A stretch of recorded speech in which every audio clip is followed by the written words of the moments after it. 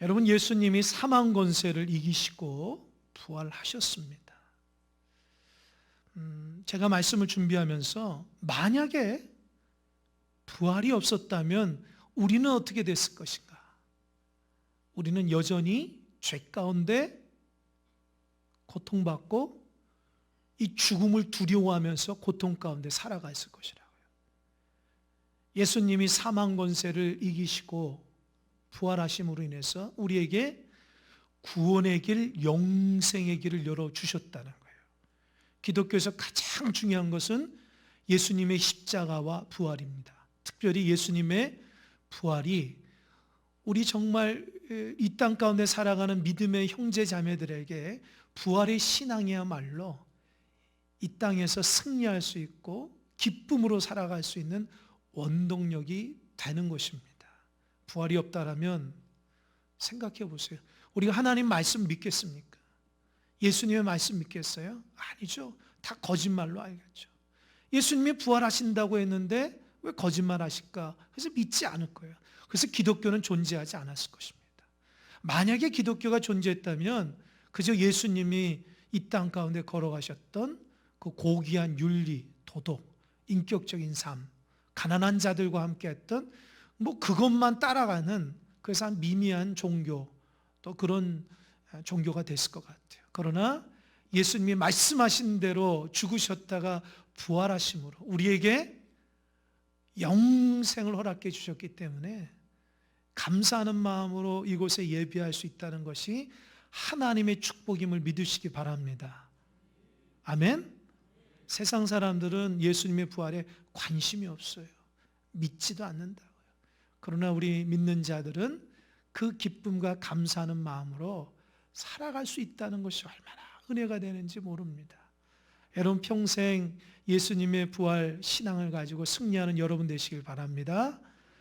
초대교회는 부활의 신앙과 부활의 교회였고요, 부활의 사역이었다는 거예요. 절망 가운데 있지 않고 소망을 가지고 은혜 가운데 승리하며 하나님의 영광 가운데 세워졌기 때문에 초대교회가 그렇게 능력 있는 교회가 됐던 것입니다. 저는 우리 큰사랑교회가 부활의 신앙으로 하나님의 은혜 가운데 승리하는 여러분 되시길 바랍니다. 제가 말씀을 준비하면서 세 개의 그림을 봤어요. 세 개의 그림. 이게 무슨 그림이냐? 오늘 본문에 나사로가 살아났다고 하는 그 그림을 제가 봤어요. 제가 예수님의 부활, 또 나사로의 소생, 이런 그림을 그린 화가들이 있거든요. 여러분, 화가들은요, 어떤 사건과 사물을 볼 때에 그가 보는 독특한 관점이 있습니다. 그래서 화폭에 자기의 감동으로 그림을 다 그렸을 때에 감동이 오는 거예요. 그래서 그림을 좋아하시는 분은 이렇게 전시회 간다고요. 미술관 간다고요. 조예가 없으신 분들은 어떻게 해요? 아유, 저게 뭔가 그냥 그림이다 할지 모르지만 그 정말 깊이 있는 감동으로 그림을 바라보시는 분들은 그 화가의 그 마음이 전해집니다. 음악도 마찬가지고 시도 마찬가지입니다. 제가 오늘 본문 요한복음 11장의 나사로의 소생에 대한, 부활에 대한 그림을 세 명의 화가에 대한 그림을 봤거든요. 첫 번째는 렘브란트라는 화가입니다. 렘브란트가 이 화폭에 나사로가 살아나는 그 장면을 그리면서 아주 그 마음속에 감동을 표현하는데, 이 어둠과 빛을 적절하게 좋아하는데, 이 렘브란트가 나사로의 소생에 대한 그 그림에 대한 강조가 뭐냐면 빛입니다. 빛. 하늘로부터 빛을 비추었는데 세 분의 얼굴에서 빛이 빛나는 거예요. 첫 번째는 예수님의 얼굴이 빛나고요, 두 번째로는 마리아의 얼굴이 빛나고요, 세 번째는 죽었던 나사로가 살아서 얼굴이 빛나는 거예요. 그러니까 렘브란트가 이 나사로의 소생을 묵상하면서 그가 받은 감동은 하나님의 빛 대신 은혜가 임했다는 거예요. 하나님이 그 모든 것을 주관하시고 빛을 비추기 때문에 예수님을 통해서, 마리아의 믿음을 통해서 죽은 나사로의 빛에 살아나게 되었다는 겁니다. 이 렘브란트와 동시대의 사람으로서 리본스라는 그 화가가 있는데요. 그 화가는 렘브란트가 조금 달라요. 그 그림을 보면 예수님의 자애롭고 사랑이 넘치는 모습과 또 마리아의 환한 그 감동의 표정.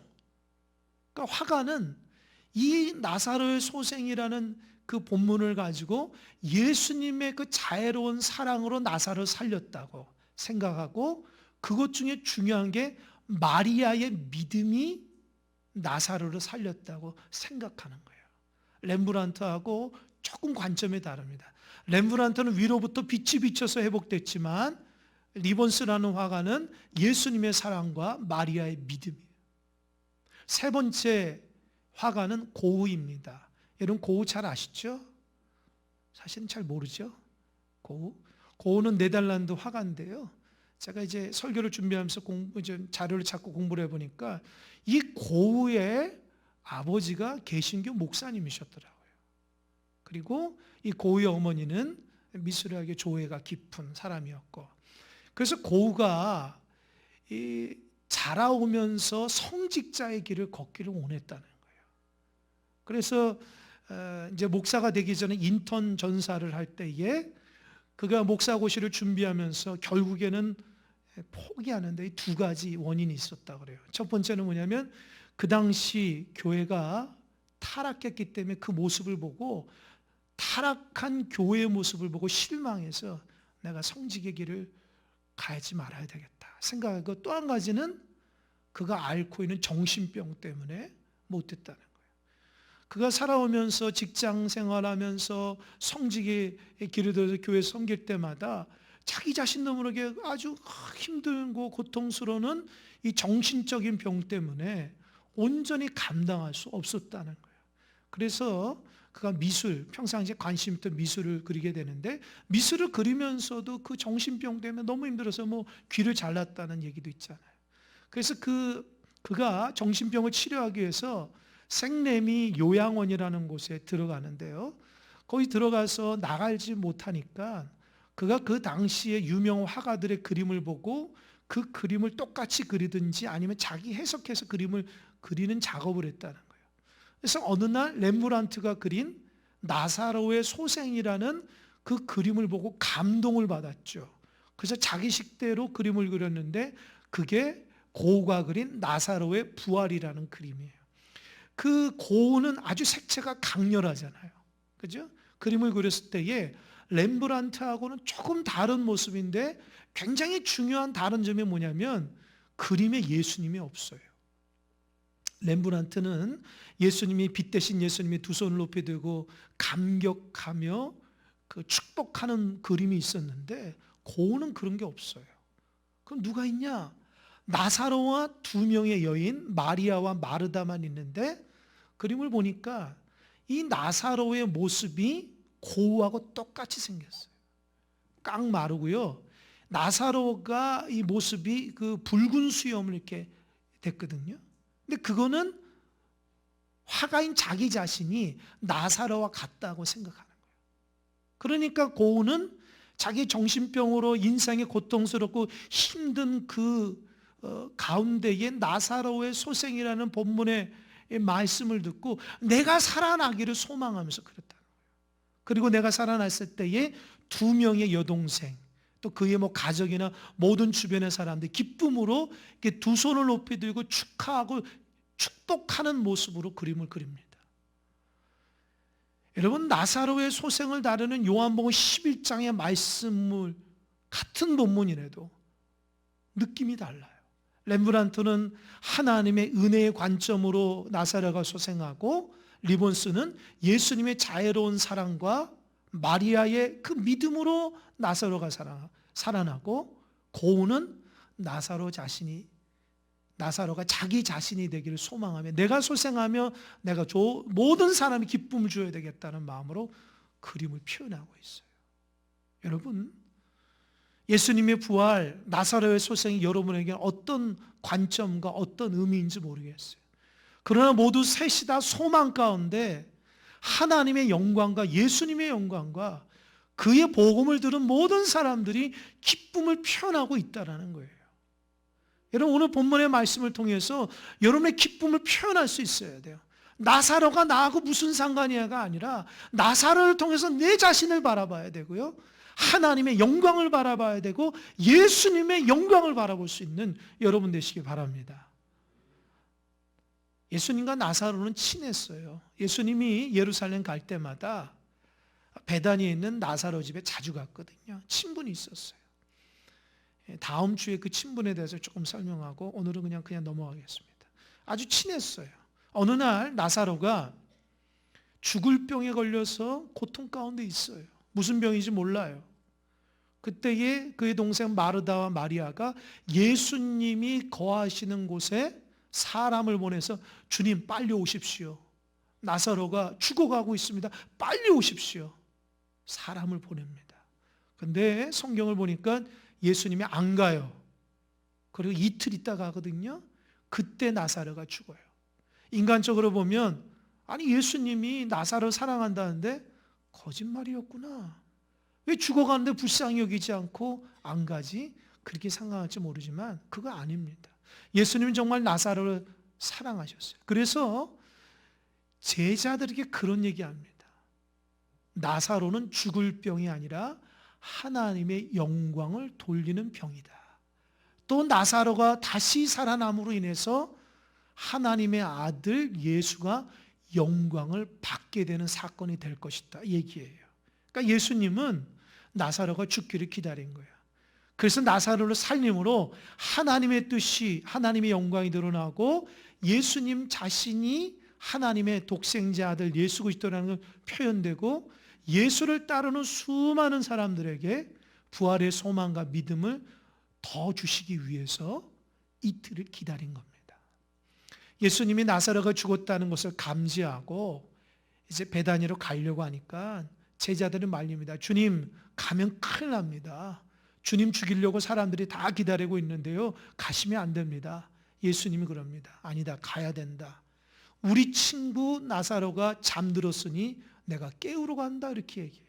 근데 제자들이 그 말을 그대로 받아들여서 주님 잠들면 좀 몸이 좀 나았겠네요. 그래 가지 맙시다. 여전히 제자들은 두려워 떱니다.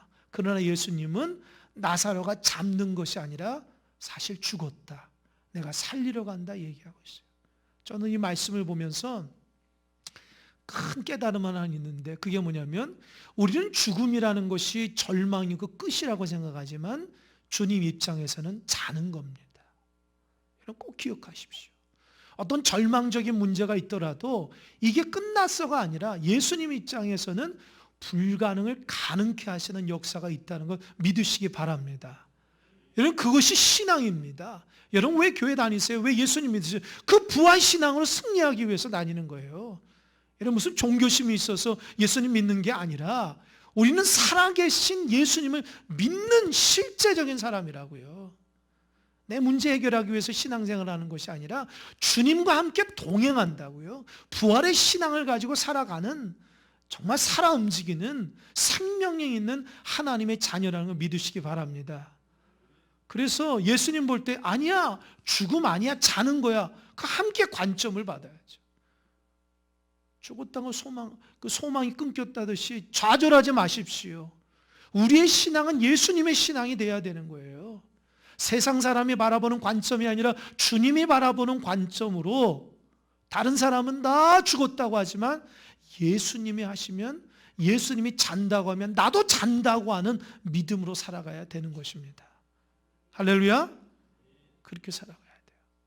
결국 제자들을 끌고 베다니로 갑니다. 가다가 이 마르다가 예수님이 오신다는 소식을 듣고 막 버선발로 달려나왔어요. 예수님 보자마자 예수님 손을 붙잡고 주님이 여기 오셨더라면 계셨더라면 우리 오라비가 살아날 것인데 왜 주님 이렇게 늦게 오셨습니까? 안타까운 마음으로 주님 앞에 얘기하는 거예요. 그러면서 그런 얘기합니다. 그러나 주님 지금이라도 주께서 하나님께 기도하시면 하나님이 들으신 줄 믿어요. 그렇게 얘기했다고요. 예수님이 그를 불쌍히 여겨서 내 오라비가 살아나리라. 할렐루야. 그렇게 말합니다. 그럼 여러분 말의 순서상 보세요. 마르다는 예수님이 있었으면 살아날 것인데 예수님이 없어서 죽었다는 거 아닙니까? 그럼 예수님이랑 다시 살릴 수 있다라는 거 아니에요? 그럼 예수님이 그래 살려주겠다 하면 마르다가 뭐라 해야 돼요? 하나님 감사합니다. 예수님 감사합니다. 팔짝팔짝 뛰어야 되는데, 그러나 재밌게도 이상하게도 마르다의 말이 이상해요. 왜요? 주님, 제가 압니다. 마지막 때에 부활할 줄 저는 압니다.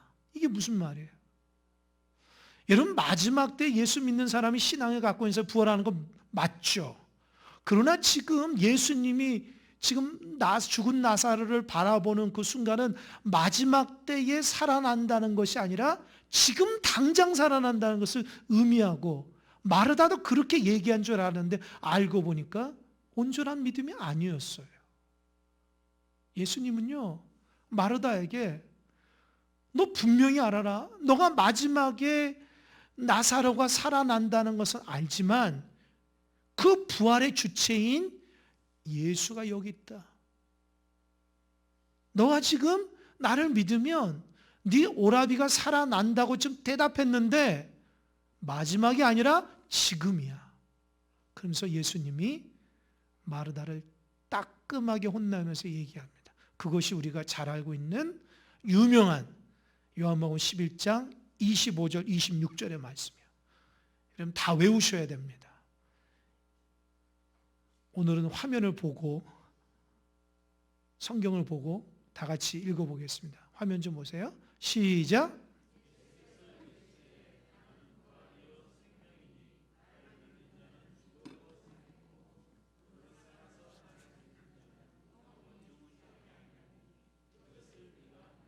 잘 보세요. 맨 끝에 뭐라고 했어요? 이것을 내가 아느냐.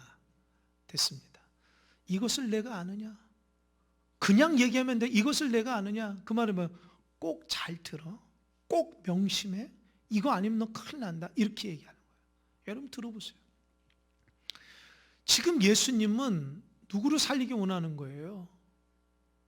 나사로를 살리기 원하는데 그의 동생이 마르다가 어떤 생각하냐? 예수님이 수없이 많은 기적과 이적을 베푸셨는데 그 이적과 기적을 숨이 붙어 있는 사람은 어떤 질병이라도 살린다는 믿음은 있었지만 그 사람이 죽었다면, 숨이 끊어지면 예수님은 살릴 수 없다라는 생각을 가진 거예요. 그 온전치 못한 믿음이죠. 그러니까 예수님 말은 내가 부활의 근원이고 생명의 근원이다. 나를 믿는 자는 죽어도 살아. 너 오라비처럼. 무릇 살아서 믿는 자는 너처럼, 무릇 살아서 나를 믿는 자는 영원히 죽지 않아. 할렐루야. 이거 꼭 기억해라 라고 예수님은 마르다한테 따끔하게 충고한. 그래서 오늘 본문의 말씀은 사실은 마르다를 야단치면서 하는 말씀이에요. 믿음 없는 마르다에게 온전치 못한 믿음을 주기 위해서 너 그런 믿음 가지고 안 돼. 너 오라비 살려내려면 부활이요 생명 대신 나를 온전히 알아야 돼 라고 하면서 얘기해요. 여러분도 온전한 믿음이 있길 바랍니다. 믿음 있는다고 해서 반쪽 믿음이면 안 돼요. 생각해 보세요. 마지막 순간 하나님에 갔는데 너 믿음 반쪽이야. 얼마나 창피하겠어요. 평생 온전한 믿음으로 살았다고 생각하는데 마지막 주님 앞에 너 반쪽 믿음이네. 얼마나 부끄럽겠어요. 여러분 온전한 믿음으로 마지막까지 승리하시기 바랍니다. 그럴 때 마르다 그런다. 주님, 그렇습니다. 주님은 그리스도시고 세상에 오신 하나님의 아들입니다 라고 고백을 해요. 예수님 마음에 이제 안도하신 거예요. 또 한 명 걱정되는 사람이 있어요. 누구냐? 마리아입니다.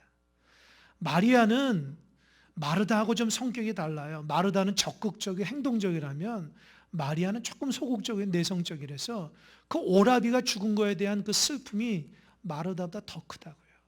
그러니까 예수님이 이 마리아가 걱정돼서 마리아를 좀 불러오라고 하니까 마리아가 그 소리를 듣고 막 주님께 따라갑니다.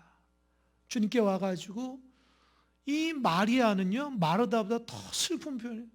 예수님의 발을 붙잡고 우는 거예요. 주님이 여기 계셨다면 내 사랑하는 오라비가 살아났을 것인데 왜 주님 이곳에 왜 이제 오셨냐고 막 울면서 하니까 그 곁에 있던 유대인들이 다 울기 시작해요. 그때 예수님도 눈물이 난 거예요. 너무 슬퍼서. 여러분, 예수님이 성경에 보니까 3번 우셨어요. 예수님이 예루살렘에 입성하실 때에 죄 많은 예루살렘의 멸망을 보고 우셨고요. 겟세마네 동산에서 예수님이 땀이 핏방울이 되도록 기도하셨던 그 표현을 원어로 보면 예수님 우셨다는 표현이에요. 십자가 지고 나서 십자가 지금 앞에 인류를 위해서 우셨고, 그리고 이 본문에서는 연약한 인간이 병으로 인해서 죽어감으로 절망 가운데 빠진 모든 슬픔에 있는 사람들을 불쌍히 여기시면서 우신 거예요. 여러분, 마리아의 고통을 예수님이 아신 거예요. 우셨다는 거예요. 여러분, 여러분의 고통과 아픔을 우리 주님도 아신다는 거 잊지 마시기 바랍니다. 우리가 울 때 주님도 우시는 거예요. 우리가 절망적일 때에 주님도 우리를 위로해 주시는 거예요. 그러고 나서 거기서 그치지 않고 마리아의 손을 붙잡고 오라비 살리러 가자 이렇게 합니다. 여러분, 예수님은 절망에 빠진 마리아에게 소망을 주기 원한다는 거예요.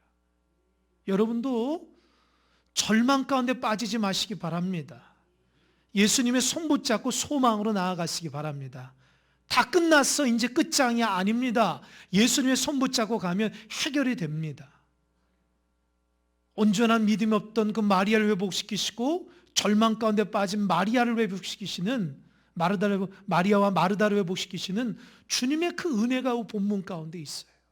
그리고 주님이 결국 무덤에 가셨어요. 이제 나사로를 살립니다. 어떻게 했을까? 첫 번째, 돌을 굴려라. 이 돌이 뭐예요? 이제 영원히 살 수 없다고 하는 나사로가 도저히 살지 못해 끝장났다 하는 표현이 돌무덤이에요. 완전히 문을 열 수가 없는 거예요. 이제 죽었으니까. 그러나 예수님은 열라는 거예요. 그때 어디선가 누가 이런 얘기합니다. 주여, 나사로가 죽은 지 사흘이나 됩니다. 벌써 시체가 썩은 냄새가 납니다. 주님 꼭 문을 열어서 살려야 됩니까? 살릴 수 있습니까? 이런 얘기합니다. 누굴까요? 생각해보면 믿음 없는 유대 종교 지도자이거나 예수님을 잘 모르는 자기 생각으로 믿는 어떤 유대인일 거라 생각하지만 놀랍게도 오늘 본문에 보니까 누구예요? 마르다가 이런 말을 합니다. 예수님이 상당히 충격받았어요. 왜요? 얼마 전까지, 지금 1시간도 안 돼서 나는 부활이요 생명이 나를 믿는 자는 죽어도 살겠고 무릇 살아서 나를 믿는 영원히 죽지 아니라고 그렇게 강조하고 너가 믿느냐고 예 믿습니다라고 부활의 신앙을 응답했던 마르다가 지금 현실 앞에 서니까 죽은 오라비를 바라보니까 믿음이 다 사라진 거예요. 혹시 여러분 그러지 않습니까? 교회에서 예배 잘 드리고 기도 열심히 하고 눈물 콧물 다 빼고 내 인생의 문제 앞에서는 절망하고 내 멋대로 판단하고 내가 원하는 대로 욕심들어 하고 그곳에는 하나님이 보이지 않고 예수님도 보이지 않고 믿음이 다 사라지지 않습니까? 교회 올 때만 신앙이요 교회 밖을 나가면 세상 사람보다 더 못한 그런 사람은 아닙니까? 여러분, 그 믿음의 사람들 아닙니다. 끝까지 믿음을 지켜야 돼요.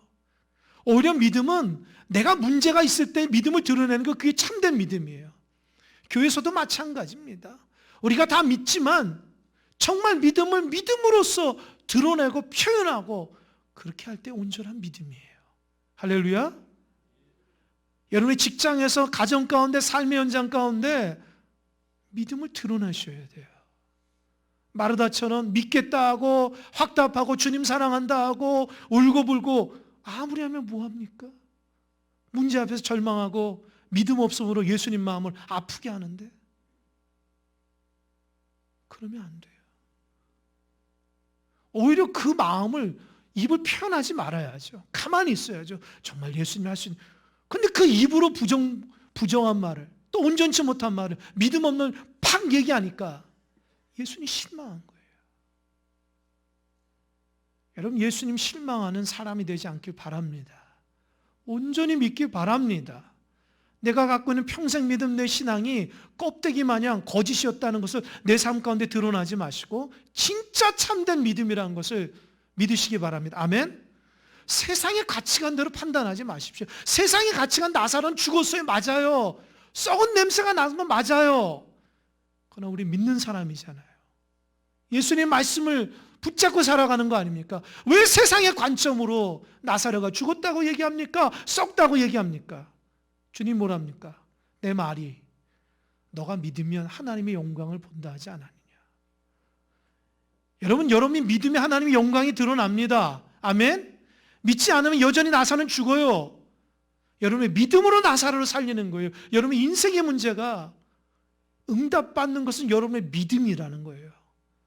예수님은 여러분 믿음과 함께 하지, 여러분의 열정과 함께 하지 않아요. 여러분의 똑똑함과 함께 하지 않아요. 예수님 여러분 믿음과 함께 하는 거예요. 아멘?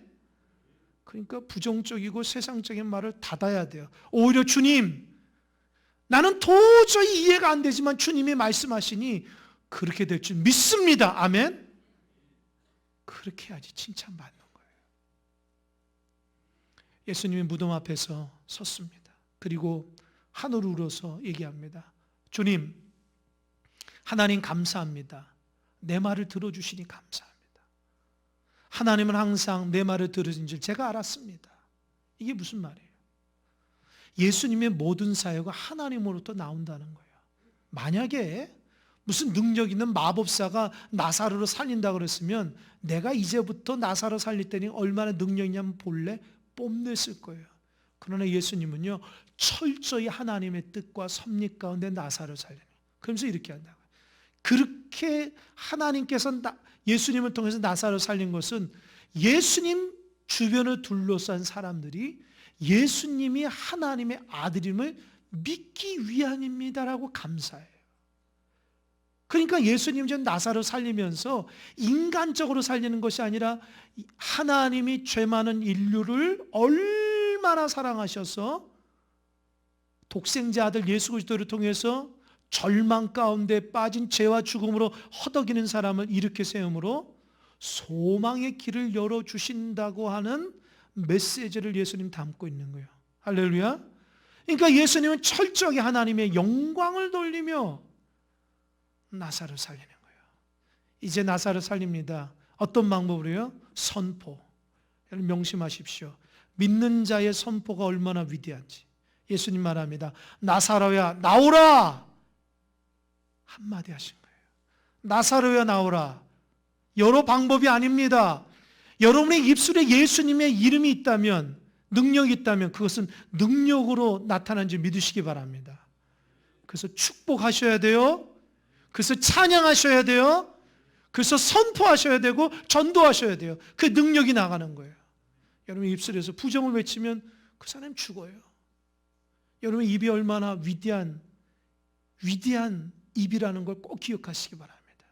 창세기 1장에 하나님 그러잖아요. 빛이 있으라 했더니 뭐가 있어요? 빛이 생긴 거예요. 말씀의 선포 자체가 창조라는 거예요. 예수님은 나사로야 나오라니까 살아난 거예요. 나사로가 붕대를 칭칭 감고 나온 거예요. 사람들이 놀래 자빠지는 거예요. 예수님이 자연스럽게 편안하게 저 붕대 감고 풀어주고 자연스럽게 다니게 해라. 할렐루야. 그래서 예수님 나사로 살린 거예요. 여러분, 예수님이 나사로 살린 것은 나중에 예수님도 부활한다는 것을 예표하고, 또 예수님이 살아났다는 것은 예수를 믿는 우리도 결국 살아난다는 것을 의미합니다. 주님이 우리 안에 계십니다. 부활하신 주님이 우리 안에 있습니다. 우리는 죽어도 죽지 않는 사람들입니다. 죽음을 두려워하지 마십시오. 우리 사명이 있을 때까지 하나님이 우리를 지키시고 그 사명이 끝나면 하나님께서 영원한 천국에서 영원토록 살아간다 잊지 마시기 바랍니다. 세상 사람처럼 끝났다라고 생각하면 안 돼요. 세상 사람의 관점으로 사니까 두려운 거예요. 그래서 욕심이 나는 거예요. 그러면 안 돼요. 부활의 능력을 가지고 믿음을 가지고 나는 죽지 않아. 예수님이 나와 함께 했으니 그 믿음을 가지고. 그러니 그 이후로부터 나사로의 삶이 어떤 삶이에요? 정말 축복이죠.